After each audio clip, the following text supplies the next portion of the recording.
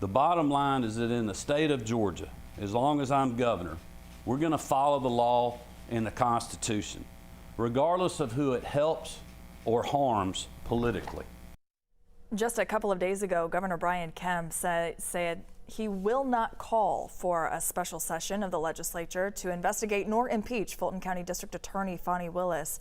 Kemp called out an unnamed individual in the General Assembly for calling for a special session that he said, quote, would ignore current Georgia law. He also stressed that he has not seen any evidence that Willis's actions were unlawful. Joining me now, Todd from NBC's Meet the Press. Good morning, Chuck.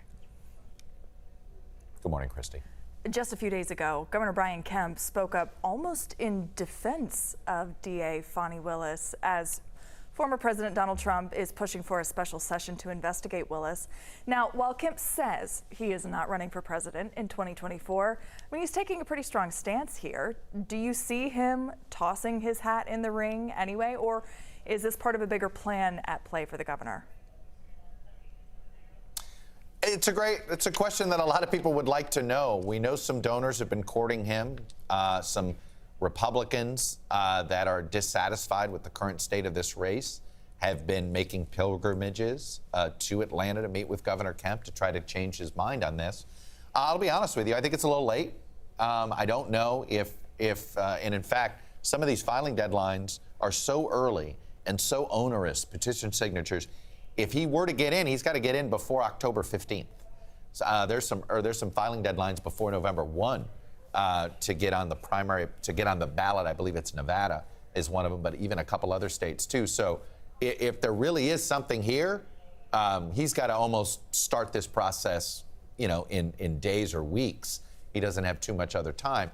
Look, I take him at his word. I think if he were truly thinking about running for president, you'd see some definitive actions. Those aren't there. But I certainly think he shows that if you punch back at the former president and you succeed, you can be in good standing with this Republican Party. And it sort of makes me scratch my head that others don't see the success Governor Kemp has in taking Trump on and while remaining sort of a conservative bulwark on policy, why others haven't been able to carve out that same niche. Now, Trump came for Kemp, and Kemp beat him back decisively, using a surrogate in that sense, David Perdue, the former senator. But Kemp certainly feels as if he's politically bulletproof. And the fact that he went on camera to say everything he said this week, to me, only added to that confidence. So despite all of that, Trump still seems to be leading in the GOP race by a solid margin, even after 4 indictments. Kind of unheard of. Those indictments actually rallying his supporters. So at this point in the campaign process, what is left that could possibly derail him from winning the GOP nomination? Look, the only thing that seems to have some effectiveness with some Republican primary voters is the need to win, right, in 2024. And it's pretty clear Donald Trump being leader of the party has not been good for the Republican Party. He won once in 16, but he, as leader of the party, they lost decisively in the 18 midterms. They lost decisively in the 2020 presidential.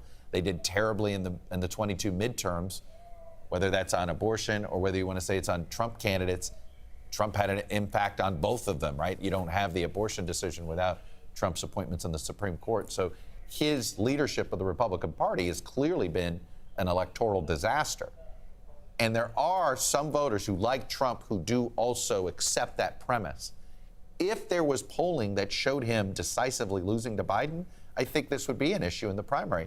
The problem is Biden's political weakness gives strength to Trump because even the Republicans that are worried whether Trump can win or not, they say, well, if it's Biden, anybody can beat Biden. All right, Chuck, thanks so much. Meet the Press airs at 10 right after 11 Alive Weekend Morning News.